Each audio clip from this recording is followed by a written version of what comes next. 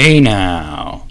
Today we're going to be talking about the Nintendo Wars series. It's a series of turn-based strategy games that are for the most part made by Nintendo, hence the name. Now you're probably familiar with Advance Wars and its brethren, however the series is quite a bit older than that, going far back to the 8-bit NES. Now this is not a very confusing series, but it does go back further than most people realize, and although it's a Nintendo series, it has been handed off to other developers who have made offshoot series. It's not going to take a lot to explain everything, but it is interesting, hence its inclusion here. The original game in this series was Famicom Wars, released for the Famicom. That's the Japanese version of the NES in 1988. The game was developed and published by Nintendo and was only ever released in Japan. It got a re-release in 2009 on the Wii Virtual Console, but this was also only in Japan. In 1991, the game got a sequel for the Game Boy, and Nintendo continued the tradition of naming the game after the system, calling it Game Boy Wars. Nintendo had two teams developing it, Intelligent Systems and Nintendo R&D 1, although they're both subsidiaries of Nintendo. They also published the game. Game Boy Wars was only released in Japan, and it never got a re-release.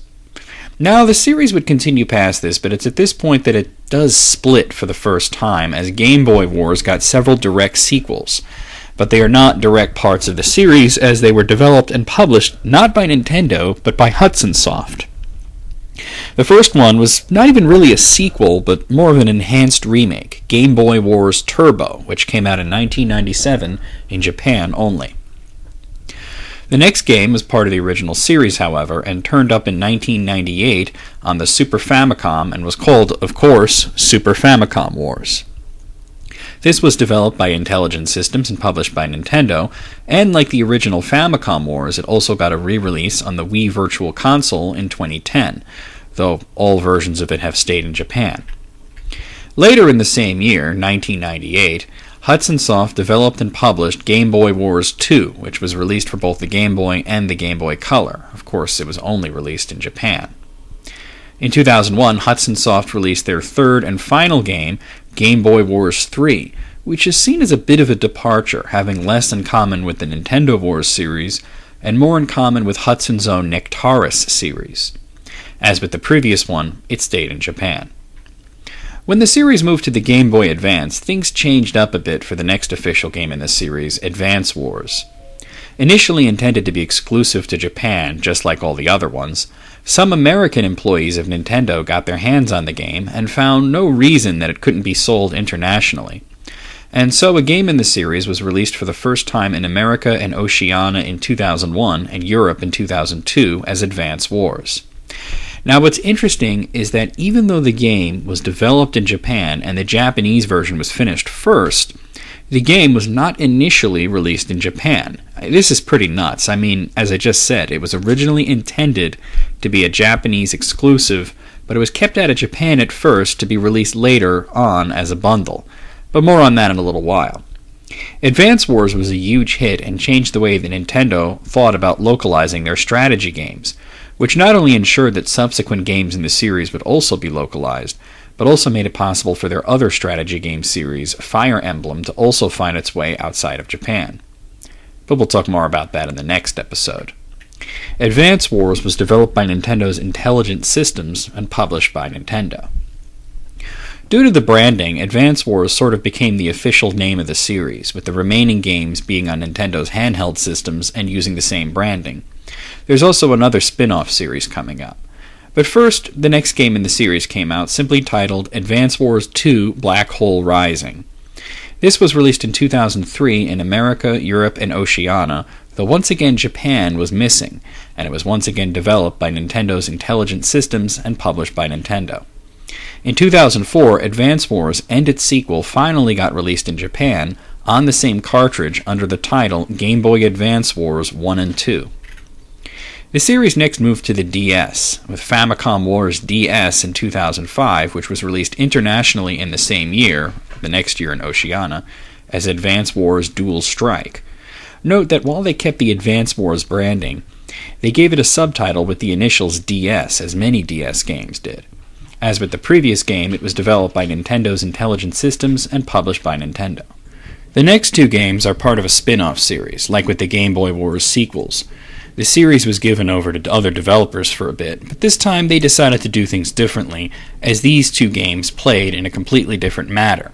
Instead of being turn-based strategy games, they were real-time strategy games with heavy action elements. The first one was Battalion Wars for the GameCube. It was developed by Kuju Entertainment and published by Nintendo in 2005 in America, Japan, and Europe, and 2006 in Oceania. One interesting thing is there's a lot of misinformation out there, such as Battalion Wars was never released in Japan. For example, if you look at a site such as Wikipedia, it does not list a Japanese release date at all. But while I don't have a release date, the game was released in Japan just under a completely different title. There, it was called Charge Famicom Wars. I also find the title interesting, as it's Battalion Wars and not GameCube Wars or something. Though it is true that they were originally going to call it Advance Wars Under Fire, I guess they wanted to change the branding a bit to show that it was a different type of game. Though I guess in Japan they felt it was more important to link it to the rest of the series. Next up, Battalion Wars got a direct sequel, this time on the Wii, called Battalion Wars 2, which was also developed by Kuju Entertainment.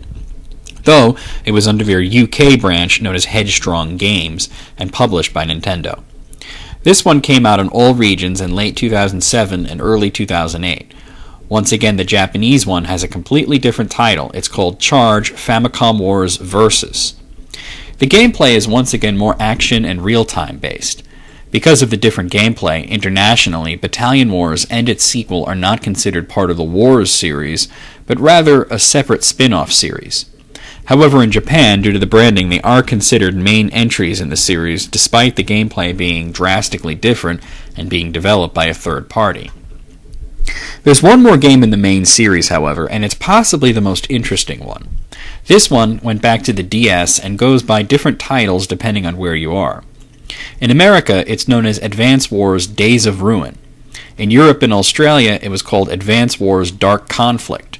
In Japan, it was going to be called Famicom Wars DS The Lost Light. However, the Japanese version was cancelled. Yeah, that's nuts, isn't it? A series that started off as a Japanese exclusive back in the 8-bit NES days and didn't get an American release until the Game Boy Advance era, the most recent version was not released in Japan at all. That's gotta piss them off. But there is a way around it. As you might know, the DS is a region-free system, which means that it doesn't matter where you buy the game, it'll play on any DS system. Personally, region locking drives me nuts. So what if you buy a perfectly legal copy of a game in one part of the world? You should be able to play it on any system. So I'm glad that some systems, like say the DS and the PSP, are region-free. Too bad both Nintendo and Sony ruined a good thing by reversing this for the 3DS and Vita systems. Oh well.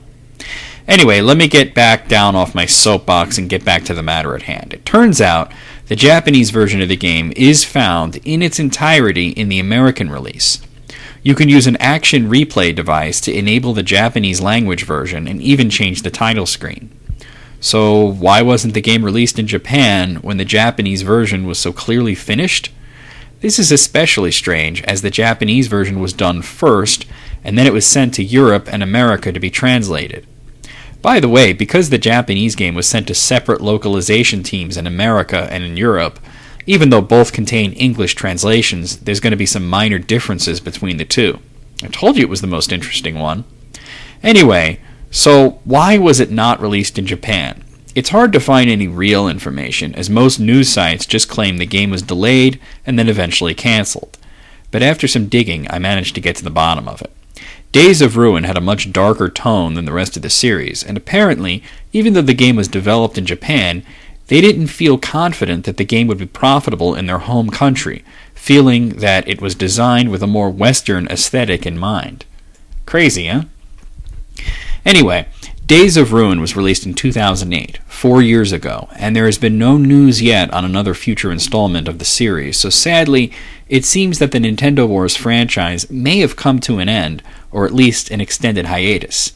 But then again, don't worry too much, after all, it was 7 years between Game Boy Wars and Super Famicom Wars, so you never know. That's it for this episode. There's 2 episodes of Clearing Confusion left before the series goes on its own indefinite hiatus. and I'll talk about that more in the final episode. And next week, we'll visit the sister series of Nintendo Wars, the Venerable Fire Emblem series, and that one is actually quite a bit more confusing.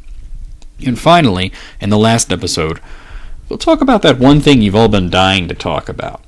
I think you know what I mean.